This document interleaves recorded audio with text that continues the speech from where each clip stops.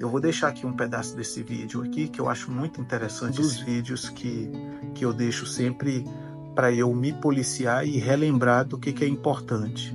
E o maior problema disso é porque muitas vezes a gente está carregado mesmo.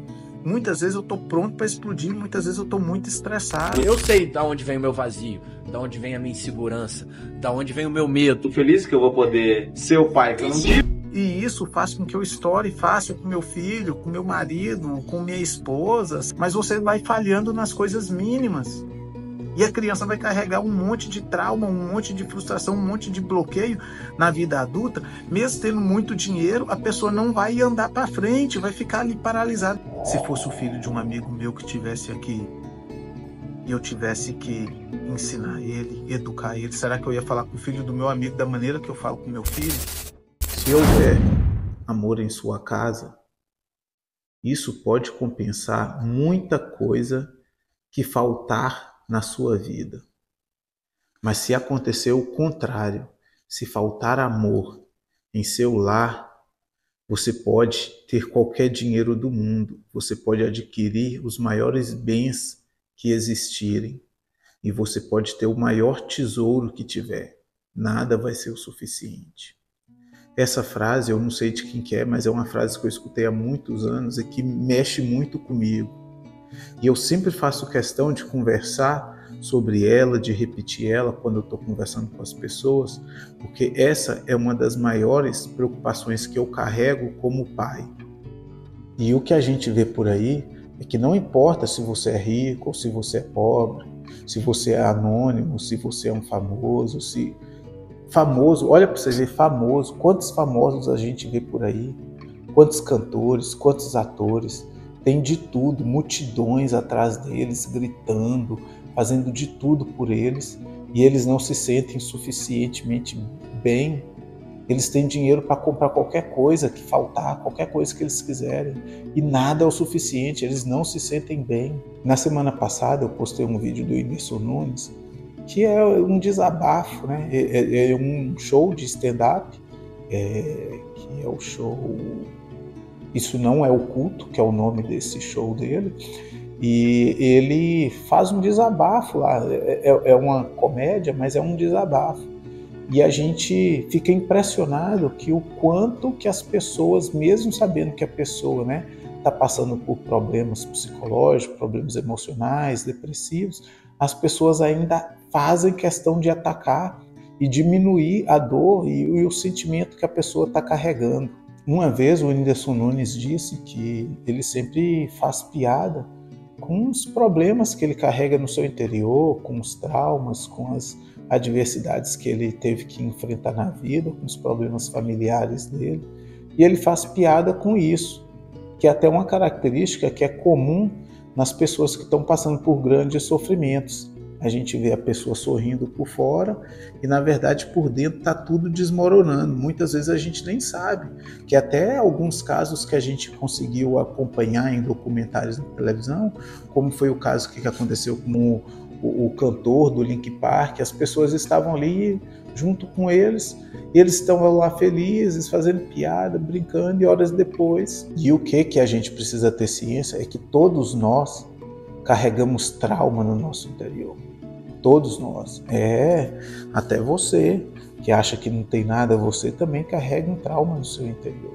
E se você fosse atrás de um serviço de psicanálise, algum serviço, né, algum terapeuta específico que pudesse, né, investigar e desenterrar ali o que está acontecendo, você iria ver que muitos dos problemas que você tem, que te travam, que fazem você ficar paralisado, que fazem você repetir o mesmo erro. Quer ver? Olha uma coisa.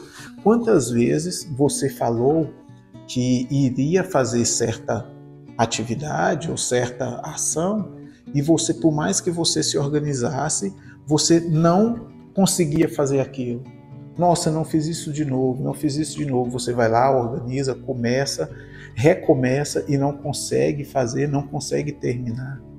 E você fala, eu preciso fazer isso, e você não consegue manter aquela disciplina para fazer isso. Quantas vezes Ou quantas vezes você já falou que não iria fazer certo tipo de ação, não iria ter certo comportamento de novo. Nossa, eu fiz isso é ruim demais para mim, isso prejudica demais as pessoas que estão comigo, isso prejudica demais as pessoas que eu gosto, eu não vou repetir isso, eu não vou fazer isso faz mal para mim, e você vai lá e repete. E quando você percebe, você está fazendo de novo. Não vou fazer isso, e quando você vê, meu Deus, caramba, eu fiz isso de novo. Quantas vezes? E quantas vezes você fica travado com algum pensamento que te paralisa e você fala, não preciso ter medo disso, eu não preciso ficar paralisado por isso, não, que bobeira. E quando vê, você está lá paralisado, travado. Quantas pessoas passam por isso? E se você for investigar, mesmo você que não tem capacidade nenhuma, você passa pela vida sem capacidade, você consegue levar a vida normal, então você não vai precisar procurar um profissional da saúde mental. Mas se você fosse, você ia ver que muitos desses problemas que você tem é derivado de alguma experiência ruim que você teve no passado. Ou você acha que você não enquadra em nada dessas situações que eu falei? Todos nós carregamos algum probleminha de alguma experiência passada que nos afetou. Às vezes, não é lá da infância, a maioria é da infância, mas às vezes foi depois que você estava adulto, passou por um relacionamento tumultuado e você acabou ficando ali com um cérebro alterado no comportamento por causa dessa experiência negativa, e você nem percebe isso. Às vezes você não confia nas pessoas e nem percebe isso, a vida funciona normal. Mas se for olhar, esse problema de confiança que você tem, talvez seja por uma experiência negativa no passado que te causou um trauma. Então, mesmo você que nunca vai precisar ir atrás de um profissional da saúde mental, nunca vai precisar tomar um ansiolítico, nunca vai precisar tomar um antidepressivo, você precisa respeitar e precisa entender que todos nós estamos sujeitos a ser alterados, ter nosso sistema cerebral e comportamental alterado por causa de algum trauma. O Whindersson Nunes, como diz, a maioria lá dos comentários lá que falam mal, que atacam ele realmente tem tudo agora. Mas será que ele não se enquadra lá naquele negócio que eu falei lá no início, naquela frase? Porque pelos relatos dele, a gente vê que o lar dele era bem desestruturado. Ele não se sentia amado lá. E por que ele falava esse tipo de coisa? Casa de merda! Casa de merda! Por que ele falava esse tipo de coisa? Porque isso incomodava muito ele. Ele tinha ali uma estrutura, pelo jeito, ele tinha um quarto, ele tinha uma casa, não faltava alimento para ele, mas ele não tinha um lar amoroso. Qual que era o meu caso? Meu caso era o seguinte, eu vivia numa família caótica. Muitos de vocês devem viver, eu conheço alguém que vive nessa situação. A pessoa não quer voltar para casa. É tanta briga dentro de casa, tanta conversa dentro de casa que você não quer voltar. E agora que ele tem tudo, nada é o suficiente. Então, por mais que ele faça acompanhamento com os melhores profissionais, ele tem esse desgaste, ele tem ali essa taça de cristal que foi quebrada, ele agora tem que lidar com isso. Tentar consertar, reparar, é um fogo que nunca se apaga. Ele ali controla o incêndio, apaga ali às vezes, mas o fogo vai voltar, ele continua. Eu podia ficar aqui mostrando vários estudos que você pode dar um Google aí e pesquisar também. A ciência já provou isso várias vezes. Só que a gente já está aí com 3 minutos de vídeo, e se eu ficar falando sobre esses estudos vai estender demais. Mas essa situação é uma situação que já está esgotada pela ciência. Quando você consegue dar estrutura para uma criança nos seus primeiros anos de vida, com a vida amorosa principalmente, essa criança pode enfrentar diversas adversidades. Pode ter problema com a namorada, pode ter problema com o namorado, pode perder o emprego, pode ser reprovado no vestibular, pode ser reprovado em algum teste, pode ter sido vítima de bullying. Ele vai saber o quê? Superar essas dificuldades. Ele não vai querer ser mais um agressor, ele não vai querer acabar com a própria vida por causa das dificuldades. E isso é determinado mais onde? Essa base, esse alicerce forte frente aos ventos e às intempéries que vêm na vida, é lá na infância. Eu não estou culpando os pais pelas coisas ruins que acontecem na vida dos filhos. Mas não tem como negar a grande responsabilidade que os pais têm em determinar como que o futuro da criança vai ser. Não tem como negar isso, que o poder de influência dos pais na infância é muito grande em determinar como o futuro vai ser. Aí muita gente escreve lá nos comentários, o Whindersson Nunes agora que está no topo, ele fica culpando a mãe, falando mal da mãe, ele teve um quarto, teve uma casa, e está falando que era uma casa que era uma porcaria. Se os pais não baterem então nos filhos, então se não pode bater, o filho vai virar bandido, ou se não bater, o filho vai bater na mãe depois. Na verdade, a gente sabe que esses argumentos não comprovam a prática da agressão. A gente sabe que isso não comprova, porque se for assim, a gente vai olhar até lá na cadeia, lá, todos os bandidos que estão na cadeia são filhos que não apanharam dos pais, porque eles não apanharam, então eles eram bandidos? Não. A gente sabe que a maioria da criminalidade, o buscar por uso de drogas, pessoas que são aditas, geralmente vem de lares disfuncionais. Problemas disfuncionais em casa que fazem os filhos crescerem com esses desajustes frente à vida. E aí depois ele vai se tornar um adulto cheio de transtornos, cheio de problemas. Se não for usar droga, ele vai ser travado ali em algum comportamento, ele não vai conseguir fazer certas ações normais.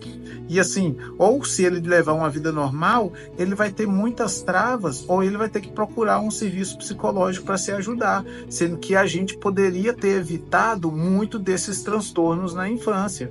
Não é fácil ter que educar alguém. Não é fácil ter que educar uma criança, não é fácil ter que construir um lar, que é muito difícil, não é uma coisa que é de um dia para o outro, a gente constrói isso ao longo dos anos, e durante esse tempo, o que a gente tem que ter em mente é que eu preciso oferecer pelo menos um lar onde seja um ambiente de crescimento para o meu filho e um lugar de paz, porque se eu não puder dar isso para o meu filho, como que eu posso esperar que uma criança cresça com paz, cresça adaptada e tenha uma saúde mental para viver nesse mundo que já é todo bagunçado? Muitas vezes, dos problemas que a gente tem em casa, com os nossos familiares, com os nossos filhos, aquela guerra, aquela bagunça, se a gente for observar, são problemas que a gente carrega no nosso interior, que são lá de trás, são coisas que a gente deveria ter curado antes de ser pai e a gente não curou. Essa impaciência que a gente tem, às vezes é porque eu não tolero certas coisas, porque é uma coisa que eu carrego lá de trás. E isso faz com que eu estoure fácil com meu filho, com meu marido, com minha esposa, sei lá. E aí fica um pé de guerra dentro de casa e a criança não consegue ter paz hora nenhuma. Ou então eu estou estourando o tempo inteiro com a criança que comete erros de criança. E o maior problema disso é porque muitas vezes a gente está carregado mesmo. Muitas vezes eu estou pronto para explodir, muitas vezes eu estou muito estressado.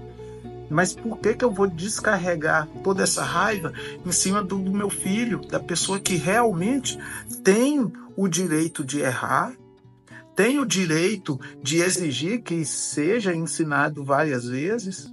Às vezes é um colega lá do serviço que me estressa. Eu passo o dia inteiro no serviço estressado com um colega que faz coisa errada, com um colega que não faz o que ele deveria fazer, ele me sobrecarrega e eu trato ele bem porque eu tenho que tratar ele de maneira respeitosa no trabalho.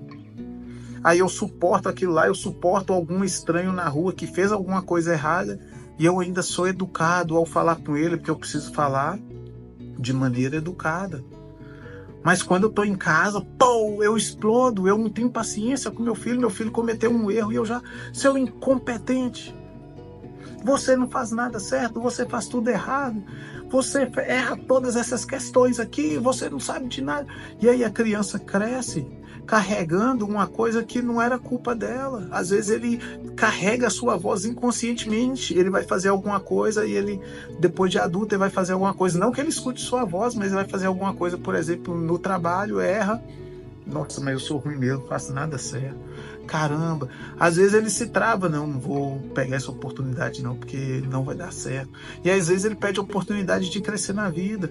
Várias travas, vários bloqueios que o filho tem, várias vozes inconscientes que falam que ele não é capaz, que às vezes foi até a sua linguagem verbal. Às vezes você nem falou isso pro seu filho, mas o seu olhar, a sua maneira de comportar, a maneira que ele vê de incoerência. Uai, ela trata bem aquelas pessoas ali que eu sei que ela não gosta, que ela fala mal da pessoa em casa, casa, mas lá na rua ela trata bem essas pessoas e comigo ela trata super mal, então eu sou um lixo. Sabe? Não dá, a gente tem que olhar esses nossos comportamentos, a gente precisa refletir sobre isso. E é mais fácil você... É até mais justo você estourar com um colega lá folgado do que estourar com seu filho em casa. Porque é o seu filho que você ama e é com seu filho que você está comprometido em criar um ser com capacidades e com potencialidades. É em quem você investe seu dinheiro, é em que você dá sua vida. Mas você vai falhando nas coisas mínimas. E a criança vai carregar um monte de trauma, um monte de frustração, um monte de bloqueio na vida adulta. Mesmo tendo muito dinheiro, a pessoa não vai andar para frente, vai ficar ali paralisada porque ela tem um bloqueio que impede ela. E ela nem sabe o que é e trata e não sabe superar isso. E a gente poderia ter evitado lá atrás. Conquistar a paz dentro de casa exige um preço alto, porque muitas vezes é difícil. Falar 1000 vezes a mesma coisa, não é fácil. Mas a gente precisa pensar, se fosse o filho de um amigo meu que estivesse aqui e eu tivesse que ensinar ele, educar ele, será que eu ia falar com o filho do meu amigo da maneira que eu falo com meu filho? Será que se um amigo meu adulto está aqui e deixa cair isso aqui, eu vou falar com ele as coisas que eu falo para o meu filho? Não é coerente esse comportamento. Não faz sentido. Porque é com nossos filhos que a gente tem que ter mais paciência. Porque é com eles que a gente está comprometido. São eles que a gente ama mais do que tudo. Então, pelo bem dos nossos filhos, pelo menos dentro de casa, a gente vai pagar o preço para conquistar a paz que a gente deseja. O ambiente adequado que a gente deseja para que os nossos filhos cresçam saudáveis. E a gente, é lógico, nós pais não queremos errar. É preciso ter ciência que a gente vai errar uma hora ou outra, mas a gente vai se esforçar e vai ficar atento, porque muitos desses erros são evitáveis e muitos desses problemas que os nossos filhos podem carregar no futuro poderiam ter sido evitados. Porque mesmo quando chega lá na frente e os nossos filhos conseguem verbalizar, tratar alguma ferida, algum trauma e nos perdoar por algum erro que a gente cometeu, por mais que isso aconteça e a gente viva bem a partir dali, as feridas desse trauma podem ser que não sejam superadas e continue ali bloqueando, travando e sendo cargas que os nossos filhos irão carregar. Eu vou deixar aqui um pedaço desse vídeo aqui, que eu acho muito interessante esse vídeo. Esse vídeo é um dos vídeos que eu deixo sempre para eu me policiar e relembrar do que é importante. Eu sei de onde vem o meu vazio, de onde vem a minha insegurança, de onde vem o meu medo. Era porque, meu pai morou longe pra caramba, eu tinha uma falta de pai. Meu filhinho foi me ajudar, fazendo um redondel, pregando os pregos, aí aconteceu com a unha dele, olha. Ajudando o papaizinho dele. Já aconteceu com o papai também. Faz parte da vida da gente. Jesus te ama, meu irmão. Meu pai nunca falou pra mim, eu te amo. Só que ele faz tudo, absolutamente tudo, para deixar isso muito claro. Seu pai tá aí para apoiar? Tá te esperando ou não? E a mãe? E quem que veio aí pra... Eu tô muito feliz que eu vou poder ser o pai que eu não tive, vou poder cuidar da forma que eu não fui cuidado. Aí, ó. Aqui, puxa essa porta aí. Não vai roubar não, né? Você não pode fazer isso não? Não pode não? Você comprou esse carro? Ô meu filho, papai ama tanto você, pai. A gente precisa estar com os olhos abertos, porque uma família é construída tijolinho por tijolinho, diariamente. Mas se a gente ficar com os olhos abertos nisso, plantar e cultivar da maneira correta, os nossos filhos irão ter uma bela colheita quando eles crescerem.